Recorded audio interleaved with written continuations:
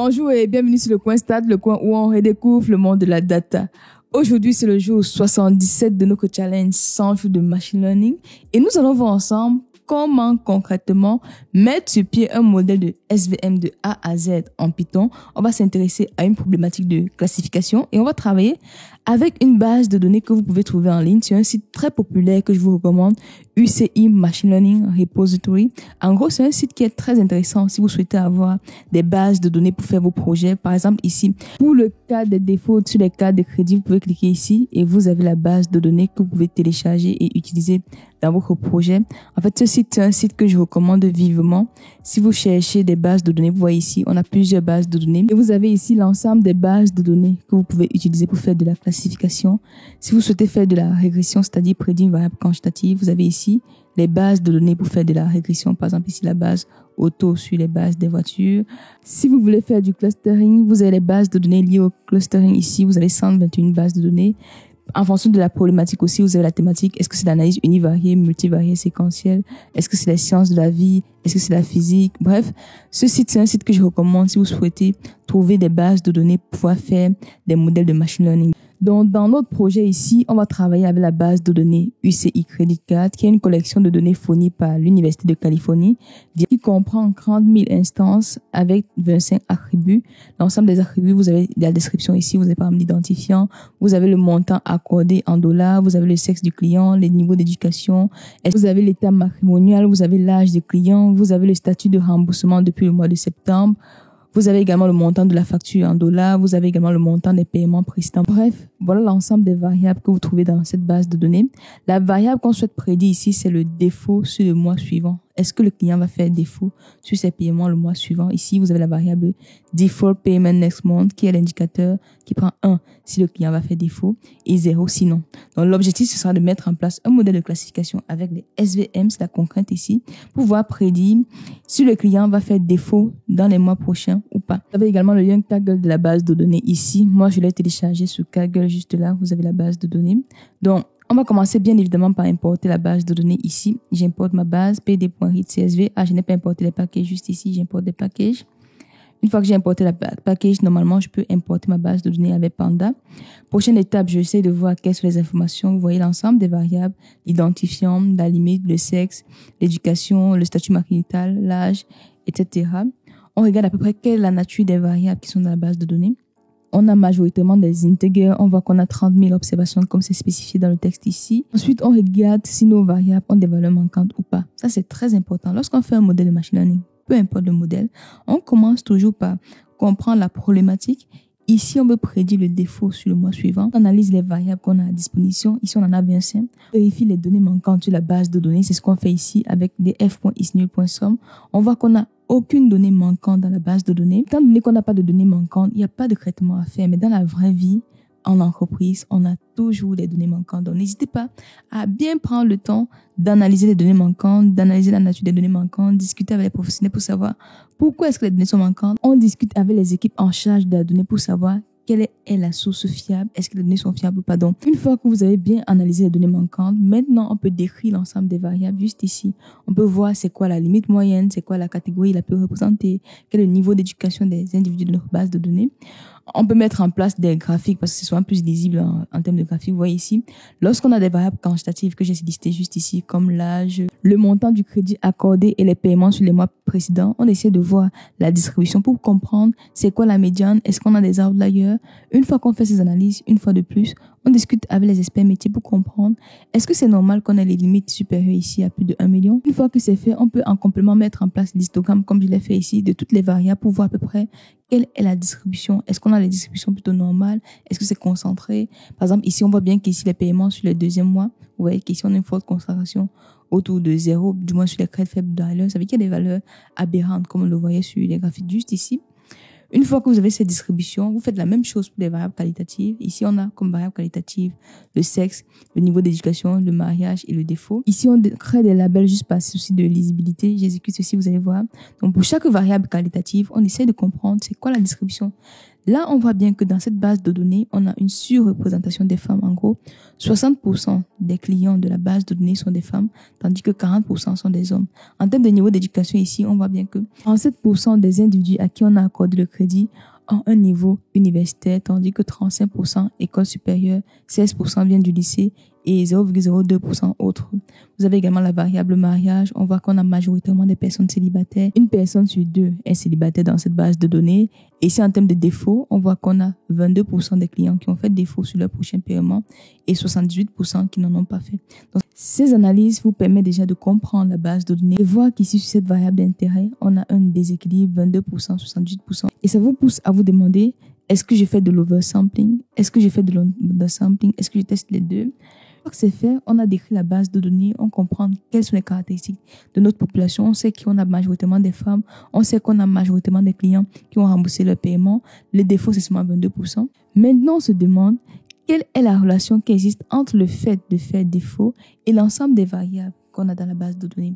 On commence d'abord avec les variables quantitatives. Ici, j'ai mis en place des box plots bivariés, comme vous le constatez ici. Vous voyez bien que on analyse pour chaque variable la relation avec la variable qu'on souhaite prédire ici, le défaut. Si on analyse par exemple cette variable ici, on se rend compte que les clients qui n'ont pas fait défaut en général ont un montant de crédit accordé beaucoup plus élevé que les clients qui ont fait défaut. Bon, ça me surprend un peu. Bon, on peut se dire ici que les clients qui n'ont pas fait défaut ont généralement des crédits, les limites beaucoup plus élevées. Peut-être on a plus confiance en nous, c'est pour ça justement que leur limite est beaucoup plus élevée. En termes d'âge, il n'y a pas forcément de différence entre les deux distributions sur le plan visuel. Après, vous faites la même analyse pour toutes les autres variables. Vous pouvez également mettre en place un test de Kruskal-Wallis pour confirmer à peu près les observations qu'on a fait juste ici. Si on met en place le test de Kruskal-Wallis jusqu'ici, on se rend compte que la variable montant du crédit accordé est la variable la plus pertinente parce qu'il y a également les montants des paiements précédents qui suivent qui sont les plus importants. On peut faire la même chose pour faire le graphique. Vous voyez, en termes de graphique, c'est là. Vous avez le montant du crédit accordé et le montant des paiements précédents qui sont les variables qui expliquent le mieux le fait de faire défaut ou pas. Lorsque vous analysez cela, on va maintenant passer à l'analyse des variables qualitatives. Juste ici, on a le sexe, l'éducation et le mariage. Et là, on va mettre d'abord en place des barres pour voir la relation. Lorsqu'on a deux variables qualitatives, on analyse le lien avec le test de Key2. Donc ici, j'ai mis en place le test de Key2 et on complète avec un V de Cramer. On se rend compte que l'éducation, le sexe et le mariage ont un impact statistiquement significatif sur le fait de faire défaut ou pas. Mais quand on analyse le V de Cramer ici, l'intensité de la relation n'est pas très forte. Donc c'est certes significatif, mais l'intensité n'est pas très forte. Donc voilà, toute cette partie, c'était pour vous rappeler l'importance de faire des analyses univariées, bivariées. N'hésitez pas à pousser pour voir la relation entre les différentes variables qu'on a mis en place. Ici, vous voyez, on a beaucoup de variables. Quel est le lien qui existe entre ces variables, entre elles? Prenez le temps d'analyser les corrélations. Prenez le temps de faire une présélection des variables. En entreprise, on discute avec les experts business qui accordent souvent des crédits. Quelles sont les variables les plus pertinentes d'un point de vue business avant de passer à la modélisation? Donc, bref, toute la première partie, c'est j'importe ma base de données, je comprends la base de données, je regarde quelles sont les valeurs aberrantes, les valeurs manquantes, je crée ces valeurs en collaboration avec l'IT en général. Une fois que c'est fait, je passe au processus de sélection des variables. J'analyse la relation entre ma variable d'intérêt et toutes les autres variables. J'analyse la relation entre les variables entre elles pour me rassurer qu'il n'y a pas de multicollinéarité, que deux variables n'apportent pas la même information. En entreprise, je présente ces travaux au métier qui me valide les variables que j'ai sélectionnées. Une fois que c'est validé, je passe maintenant à la partie modélisation où je peux maintenant entraîner mon modèle avec les variables que j'ai présélectionnées. Donc ici, pour le modèle, on va s'intéresser au modèle de SVM.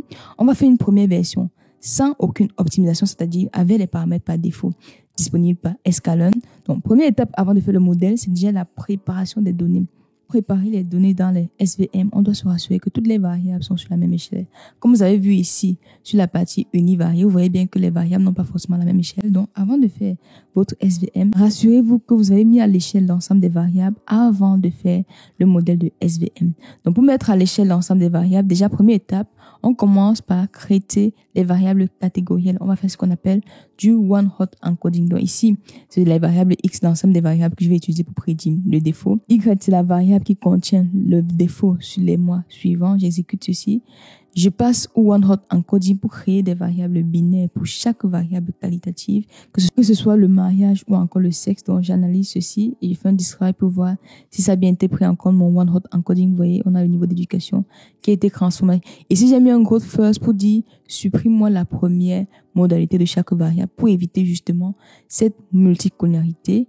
Une fois que c'est fait, maintenant, je peux diviser ma base de données en deux, train test split, pour me rassurer que le modèle que je vais concevoir a un bon pouvoir de généralisation sur une base de données indépendante. Donc, je fais mon train test split ici. Une fois que j'ai divisé la base de données en deux, maintenant, je peux faire le scaling de mes variables. Pourquoi est-ce que j'ai fait le train test avant de faire le scaling? Ça, c'est super important que vous l'ayez en tête parce que, en général, on n'aimerait pas que le modèle apprenne de la base de test. C'est pour ça que avant de faire du scaling, je vais devoir diviser ma base de données en deux. Parce que le scaling, c'est quoi? C'est faire x moins x bar divisé par la standard deviation. Si je prends la standard deviation sur la base globale, mon modèle aura un peu appris de la base de test. C'est pour ça que je fais d'abord division. Je calcule mes moyennes et mon écart type que je vais appliquer sur mes deux bases. Donc, en gros, la moyenne, l'écart type que je vais calculer sur la base d'apprentissage sera la même que je vais utiliser sur la base de test pour faire le standard scaler. C'est pour ça que je mets d'abord train test split avant de passer au scaling des données. Donc ici, j'ai divisé ma base de données. Maintenant, je récupère l'ensemble des variables quantitatives parce qu'on fait le scaling seulement sur les variables quantitatives. J'instancie l'objet standard scaler qui est juste là. Je fais scaler.fit transform pour dire j'entraîne mon standard scaler sur la base d'apprentissage. Ça veut dire qu'ici, Python va retenir en mémoire la moyenne et l'écart type de ma base d'apprentissage. Une fois que c'est fait, je rajoute l'ensemble des variables qualitatives et quantitatives dans la base de données et j'exécute ceci. Vous allez ici la base one-hot encodée sur la base de crème pour pouvoir appliquer ce scaler que j'ai entraîné sur la base d'apprentissage. Sur la base de test que j'ai fait, c'est scaler.transform. Donc, sur la base d'apprentissage, je faisais un point fit transform. Sur la base de test, je fais uniquement point transform parce que ça va récupérer la moyenne et l'écart type que j'ai déjà entraîné sur la base d'apprentissage. Ça, c'est très important. La base de test ne doit pas être utilisée pour faire de la modélisation. C'est pour ça que lorsque je fais du standard scaler, je dois faire le standard scaler seulement sur la base d'apprentissage et j'applique les paramètres sur ma base de test. Donc, j'ai exécuté ceci. On exécute également la transformation sur la base de test. Une fois qu'on a préparé la donnée, on a mis en place le one-hot encoding pour avoir des variables binaires. On a mis en place le standard scaler pour se rassurer que l'ensemble des variables sont sur la même échelle. On peut maintenant créer le modèle basique sans aucune optimisation. Dans Escalon, vous avez le module SVM. Je vais importer SVC, Super Vector Classifier, donc c'est pour de la classification SVC. Une fois que c'est fait, j'instancie ici l'objet de type SVC. À chaque fois, ensuite, on fait un point fit pour pouvoir entraîner sur ma base d'apprentissage que j'ai encodée et scalée. Et ytrain, c'est bien sûr la variable que je souhaite prédire. J'exécute ceci. Voilà, le modèle a terminé de se tourner. Comme je disais, j'ai fait avec les paramètres par défaut. Maintenant, on peut faire les prédictions. Vous avez svm.predict, mes données d'apprentissage, svm.predict, mes données de test, j'exécute. Une fois que c'est fait, je calcule les métriques comme l'accuracy, la précision, le recall, le F1 score et l'aide sur la courbe Hock sur la base d'apprentissage. J'ai mes métriques sur la base d'apprentissage, la base de test, je vais l'afficher ici dans ce tableau ici. On voit que sur la base d'apprentissage, par exemple, l'AUC est de 78% et sur la base de test, l'AUC est de 71%.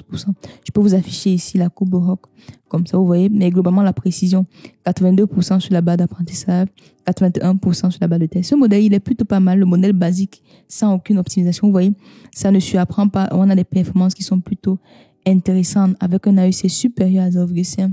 On est même proche de 0,70, donc le modèle fait beaucoup mieux que le hasard. Ici, on a la courbe Hock, on voit bien ici, là, c'est 72% sur la base d'apprentissage, 79% sur la base de test globalement. Vous voyez bien que le modèle basique sans aucune optimisation a quand même de bonnes performances, mais en général, dans le SVM, il y a 3 paramètres qui sont très importants à optimiser. On a d'abord le paramètre C, qui est le coefficient de régularisation, ce qui permet de contrôler en fait la marge d'erreur du modèle SVM. Plus la valeur de C est élevée, plus le modèle pourra classer correctement les informations de la base d'apprentissage et plus on va surapprendre. Et une valeur faible de C permettra au modèle d'avoir une marge d'erreur plus importante, ce qui peut améliorer la généralisation du modèle. Donc, C, c'est important de le calibrer parce que c'est le coefficient de régularisation. Le deuxième paramètre qui est important à optimiser, c'est ici, c'est le kernel, le noyau, qui détermine en fait la transformation de l'espace des variables explicatives dans lequel le modèle SVM effectue la séparation des classes. Donc, comme je disais, en fait, SVM, c'est un modèle qui va trouver l'hyperpan qui va permettre de séparer l'ensemble des classes qu'on souhaite prédire. Et pour ça, lorsqu'on n'a pas forcément une séparation linéaire, on doit mettre en place un noyau qui va aller dans une dimension supérieure pour trouver comment on peut séparer linéairement l'ensemble des observations. C'est pour ça que le choix du noyau est important. Et en général, il y a 3 noyaux les plus populaires. Vous avez le noyau linéaire. Dans ce cas, il n'y a aucune transformation à faire. Le plus utilisé, c'est RBF. Vous avez également le noyau polynomial. Donc, c'est important de choisir le noyau. Le troisième paramètre optimisé, c'est le gamma. Le paramètre qui va contrôler, en fait, l'influence d'un échantillon unique sur la frontière de décision. C'est ça, en fait, les 3 paramètres optimisés dans les SVM. Le paramètre C, coefficient de régularisation. Le noyau, le kernel et le gamma. En général, pour pouvoir optimiser ces paramètres dans la pratique, ça prend énormément de temps. Ça peut prendre des heures. Donc, pour limiter le temps de calcul, je vais travailler sur un échantillon. Donc, SVM, ça marche très rapidement sur de petits échantillons.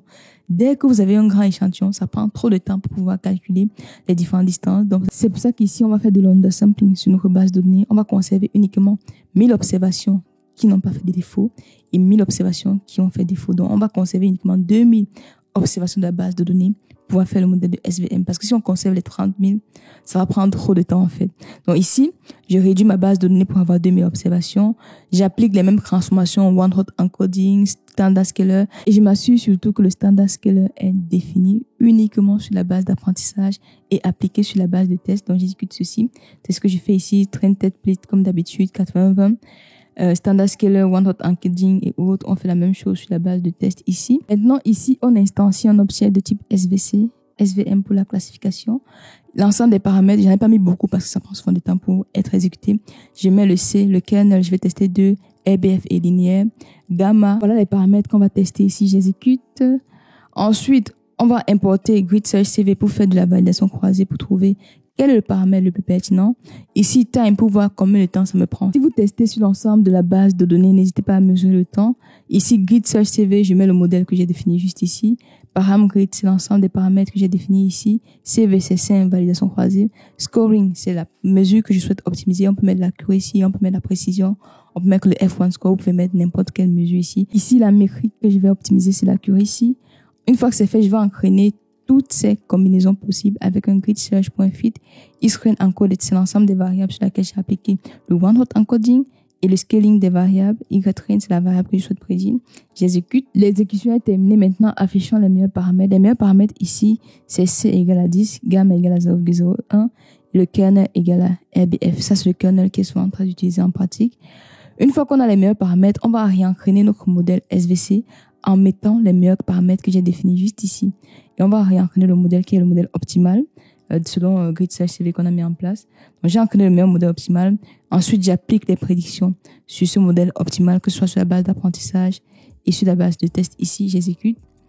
Et là, maintenant, je calcule les métriques accuracy, précision, recall, F1 score et AUC, j'exécute. Là, j'exécute aussi ici. On se rend compte ici, lorsqu'on a fait l'undersampling sur notre base de données, on a un AUC à 83% sur la base d'apprentissage et 70% sur la base de test. Si on regarde l'accuracy, 0,74 et 65%. Bon, les performances sont un peu moins bonnes que ce qu'on avait sur le modèle basique sur l'ensemble de la population.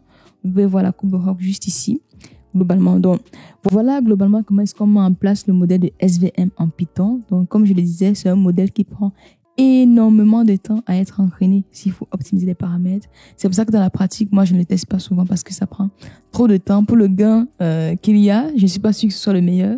Mais globalement, l'idée de cette vidéo, c'est de vous montrer comment est-ce qu'on peut mettre en place les SVM en Python. C'est quoi les SVM? C'est très important. Pour répondre à la question d'hier, c'était quels sont les points les plus importants dans le modèle de SVM? Généralement, les points les plus importants, ce sont les vecteurs support parce que c'est à partir des vecteurs support qu'on construit l'hyperplan. L'objectif, c'est de maximiser la marge, comme je le disais. Donc, les points les plus importants, ce sont les vecteurs support. Pour vous qui êtes arrivé jusqu'ici dans la vidéo, quels sont selon vous les paramètres les plus importants à optimiser dans un modèle de SVM? J'attends vos réponses en commentaire. Ça me fait toujours plaisir de vous lire. Si vous souhaitez vous mettre à jour sur l'ensemble des vidéos qu'on a déjà fait sur ce challenge, vous avez la playlist qui s'affiche juste là. Prenez bien soin de vous et on se donne rendez-vous demain pour la suite de ce challenge. Bye.